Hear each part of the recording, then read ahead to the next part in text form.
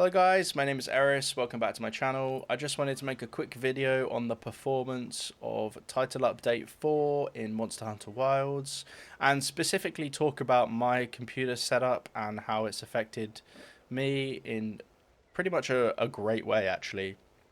So the specs of my PC are, I've got an i7-14700 stock, so it's not an unlocked version, it's not the K version, it's just a 14700.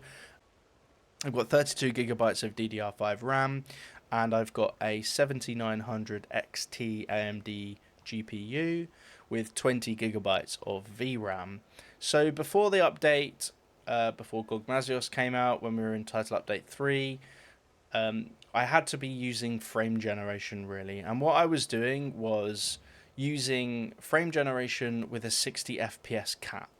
So if we go over here, we can see I was using frame generation, but now I've turned it off. But what I do was cap it at 60, which would cap all of the rendered frames that the game was rendering at 60, and then frame generation would double it to 120, but it would still keep it capped because it was only a 2x frame gen mode.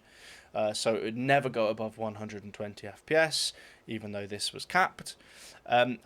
And I was running upscaling on quality. I am running a 1440p monitor, so this will be rendering at 1080p and then upscaling to 1440p.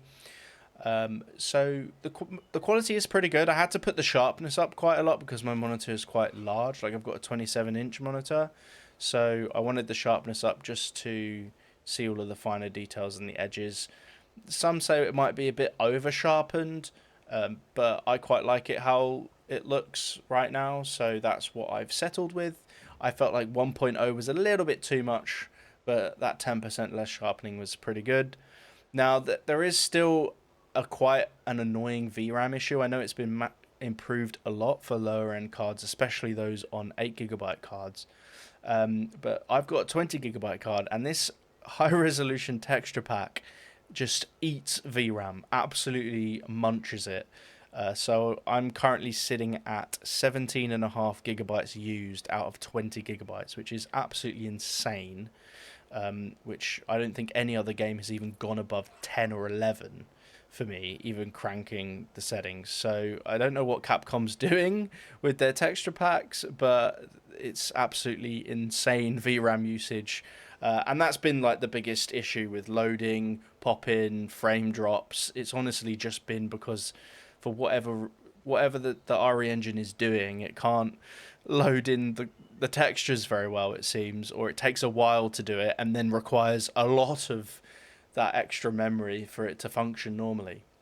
But anyway, so what I've done is basically into the 4.0 update, or the Title Update 4 update, I've managed to turn off frame gen, which was a bit of a shock because I went from a smooth 120 to a 60 FPS difference, which seems counterintuitive, but actually I found that because of the fast pacing of Monster Hunter, when the monsters were doing fast moves, or I was doing a fast move, or swinging the camera around really fast, maybe if I was playing dual blades, or I was playing bow and I could, recenter quickly like this with the camera, when I wanted to aim, or when I was dodging with the dual blades or dodging with the bow, the character kind of just blurred into a ball, and you couldn't see the limbs, and it was just, the motion clarity was quite awful. Like, the frame generation couldn't predict what pixels it should be rendering in that moment, so it wasn't that great. So it was fine for like casual gaming, and like it's been good. Like 120 FPS feels smooth, but it didn't quite have the same sort of animation quality as a 60 FPS hard cap, which I don't know if that's making any sense to you, but that's just the general feeling that I was having. So putting it back down to 60, it did take about a couple of hours to get used to, but now it just feels normal. And obviously 60 FPS is fine. It's it's ideally we do want more real frames, but this is just what we've been given in 2026. I suppose with the current hardware available, everyone's trying to use upscaling and frame generation and stuff. So I'm pretty happy with a 60 FPS, fully rendered, capped at 60 experience, right? So I am running 65 watt TDP on the CPU, which isn't ideal because I'm running a 14700, but as you guys might be aware, the Intel CPUs are absolutely abysmal with temperature, and I don't have a sufficient enough cooler to keep it in check. I've got an air cooler, I've got a Peerless Assassin, I don't know if anyone knows or is familiar with that one. So it is great, and they advertise that it can go up to a 250 watt TDP cooling, but for whatever reason, I've checked everything. This thing just cannot keep the CPU cool. I'll take off the TDP limit in the BIOS, and my bottleneck goes away, and Wilds can run 30 FPS higher than this right now, which is awesome. But unfortunately, the temperatures just go straight to 100 degrees, and that's just not something I'm comfortable with. And that's 100 degrees Celsius, by the way, not Fahrenheit. So that's cooking temperatures. You know, that's not good. So I've kept it at 65 watt TDP until I can get a better cooler and keep those temps under control. But for now, the 60 FPS is fine. I am running mostly max graphics, all of my settings. So we just go in here and I'll just quickly whiz through them. Obviously, we talked about the textures being insanely taxing, but here we go. I've got most of the stuff on high. Mesh quality I've just put on high because it's very taxing on VRAM. And I was already almost at the top using the texture pack, so I just decided to lower that a slightly amount. And then the other notable thing is most stuff's on high and enabled. But apart from the two things here that might stand out, the render distance I've made medium just because I've got that CPU bottleneck, and also when you're fighting a monster in close quarters combat, you're not really looking in the distance that much. So I don't really care if there is a Vespoid at 10 FPS in the distance instead of 60 FPS, like who cares? And things like extra plants not rendering that are really far off. I'm only going to be looking in the immediate area around my hunter anyway, so that's not a problem. And also the shadow distance as well. It's just, there's no need to see all of the shadows in the distance when you can barely notice it anyway around my hunter. So I just focus on having the quality around the hunter, around the hunt itself, and less so in the distance. So some of the far, looking off into the distance is not great. But I've kept everything on mostly. Ambient occlusion I've turned down just a bit, just because, just to avoid a few of those stutters that you get sometimes with the VRAM. Ambient occlusion, just lowering that a tiny bit. Probably wouldn't make much of a difference if I put this on high quality, but I felt like the difference in quality between high and medium wasn't really worth it. And to be honest, I didn't really care. But all of the other settings, I like maxing all of this stuff out. Motion blur is a hot one, I suppose. Some people like it, some people don't. I kind of got used to that 120 FPS frame gen blur, although it's not great. The 60 FPS is much better, but it I don't know, it felt very rigid without the motion blur, so I quite like a little bit of motion blur, which obviously is personal preference. Most people will turn this off, but I'm a bit indifferent to it, but I just, in this game it's fine. It's not overly egregious. And then just some extra stuff to make the game feel great. The only real problem is really Capcom forgot to make their water look good and decided to rely on frame generation. Sorry, not frame generation. To rely on ray tracing for their water. So without the ray tracing, here we go. We can just have a look at it here. Without ray tracing, the water just looks awful. It just looks like a low quality mess. Nothing reflects on it. It's just, or it does reflect, but it's just super low quality, and it's not that ideal really. I'm not really a fan of the water quality,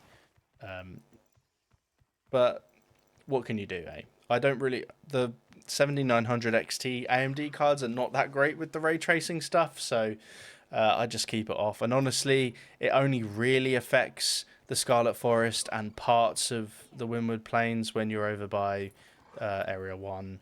And Yeah, but yeah, it just looks awful. You can probably see it in this video, but it's just super low quality. And this is on like high settings, and with the reflections turned on. It's just very, very low quality, which is, I suppose, is one of the things that I hope Capcom will fix with a future update, but probably not, because they're trying to optimize performance, and increasing the quality of water is a bit counterintuitive to that. So I'm sure they probably won't.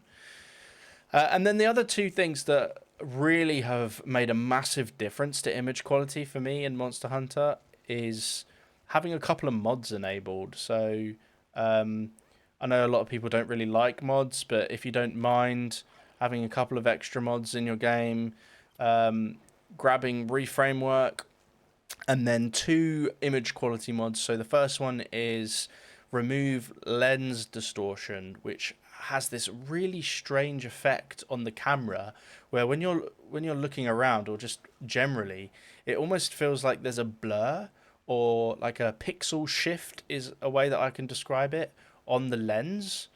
Like it's very odd. It's like you're looking through a camera lens rather than looking at a rendered game. I don't know why they decided to have this filter on, or what it was for, but it looks so much better without it. I cannot describe to you.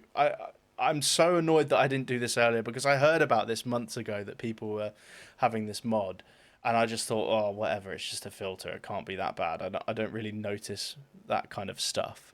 But since I've turned it off, just the quality, the image quality is insanely superior to what it was before. Like night and day difference. It almost feels like I'm not using upscaling. Like it feels like the difference between native and balanced DLSS or FSR. It feels that powerful. This filter, whatever it is just, I don't know why it's in the game, and there's no option to turn it off without this mod. So thank God for modders for fixing that, because that's really awesome. And then the other mod I've got is just to disable some post-processing effects. I think like fog and stuff, or some fog in the far distance. I've still got volumetric fog turned on in the game settings, so there's still some fog here. If you see those distant trees, they're still a bit foggy. And this area is a bit foggy. Some people don't like that, so they turn it completely off. But I quite like it. But some of these post-processing effects in that mod just make the image a bit more clearer as well. I'm not entirely sure what other things it does, but I did notice a big increase in picture quality. So that's been an awesome couple of mods to get. I highly recommend getting those two if you don't mind modding your game. Now the downside is when a new update comes out, it will break those two mods.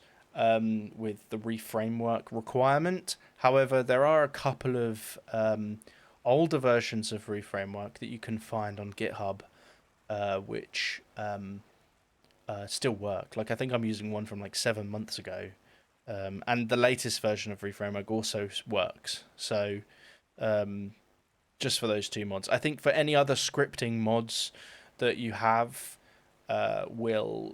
won't work with the latest version of Reframework at the moment.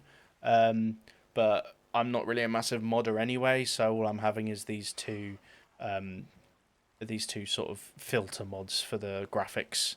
They're not really running many scripts, so yeah, don't really endorse modding, because I know it kind of leads to cheaters and stuff. But I suppose it's a bit of a double-edged sword.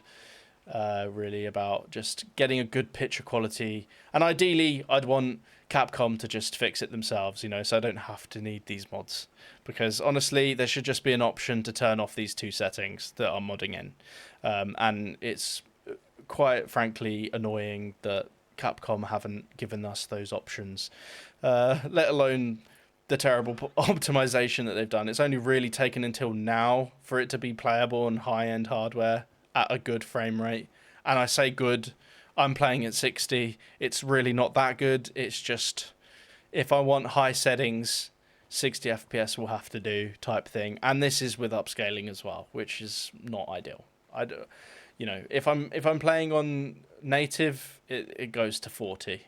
It goes to 40 FPS in fights, and it's just not playable for me. So, Capcom, please, you've got a long way to go. It's been great so far, but please add some better settings and improve the frame rate, please.